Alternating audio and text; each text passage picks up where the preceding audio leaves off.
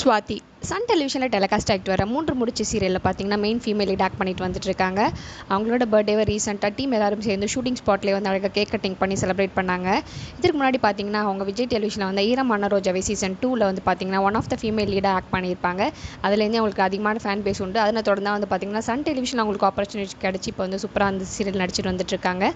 ரீசெண்டாக வந்து Sun television அவார்ட்ஸில் கூட பார்த்தீங்கன்னா சிறந்த கதாநாயகி அவார்டு வந்து இவங்க ஸ்வாதிக்கு தான் கிடச்சிது. அப்போ நிறைய விஷயங்கள் வந்து பார்த்தீங்கன்னா எமோஷனலாக ஷேர் பண்ணியிருந்தாங்க. டீம் எல்லாரும் சேர்ந்து அவங்களோட பர்த்டே ஷூட்டிங் ஸ்பாட்லேயே செலிப்ரேட் பண்ண அந்த அழகான செலிப்ரேஷன் மொமெண்ட்ஸ் தான் பார்த்துட்ருக்கோம். மொத்த டீமும் சேர்ந்து அவங்களுக்கு பர்த்டே விஷஸ் பண்ணி அவங்க ரொம்பவே சந்தோஷப்படுத்திட்டாங்க அந்த அழகான மொமெண்ட்ஸ். ஸ்வாதி வந்து பார்த்தீங்கன்னா அந்த அவார்ட்ஸில் வந்து ஃபங்க்ஷனில் வந்து நிறைய விஷயங்களை ஷேர் பண்ணியிருந்தாங்க. என்ன சொல்லியிருந்தாங்கன்னு பார்த்தீங்கன்னா இந்த இடத்துக்கு வரத்துக்கு ரொம்பவே கஷ்டப்பட்டாங்கன்னு சொல்லியிருந்தாங்க. நிறைய ஆடிஷன் போய் அட்டன் பண்ணாங்க. அப்புறம் தான் வந்து அவங்களுக்கு கிடைச்சிருக்கு போல். இப்போ வந்து பார்த்தீங்கன்னா அவங்க மெய்யழகன் படத்தில் கூட அரவிந்த் சாமிக்கு ஒரு சிஸ்டர் ரோல் ஆக்ட் பண்ணியிருப்பாங்க. அந்த கல்யாண ஃபங்க்ஷனில் இருக்கும்போது பார்த்துருப்பீங்க. அந்த ஒரு சீன் ரொம்பவே சூப்பராக இருந்திருக்கும். அதுலேருந்து அவங்களுக்கு ஒரு நல்ல ரெகக்னைசேஷன் கிடச்சின்னு வந்து சொல்லியிருந்தாங்க. இந்த அளவுக்கு எனக்கு ஒரு ரெஸ்பான்ஸ் கிடைக்கும்னு நினைக்கல.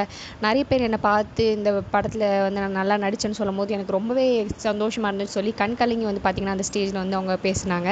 அது மட்டும் இல்லாமல் இந்த டீம் எல்லாருக்குமே சேர்ந்து நன்றி தெரிவிக்கிறதாகவும் சொல்லியிருந்தாங்க. சன் டெலிவிஷனுக்கும் டேரக்டர்ஸ் யாருன்னு சொல்லி 3 முடிச்சு மொத்த டீமுக்கும் வந்து பார்த்திங்கன்னா அவங்க தேங்க் பண்ணி அவங்களோட சந்தோஷத்தை வெளிப்படுத்தியிருந்தாங்க. அவங்க அம்மா அப்பாக்கே தெரியாதுன்னு சொல்லியிருந்தாங்க. அவங்க வந்து நிறைய ஆடிஷன் போய் அட்டன் பண்ணது, நிறைய இடத்துல வந்து ரொம்ப நாள் வந்து சாப்பிடாம கூட இருந்திருக்கேன்.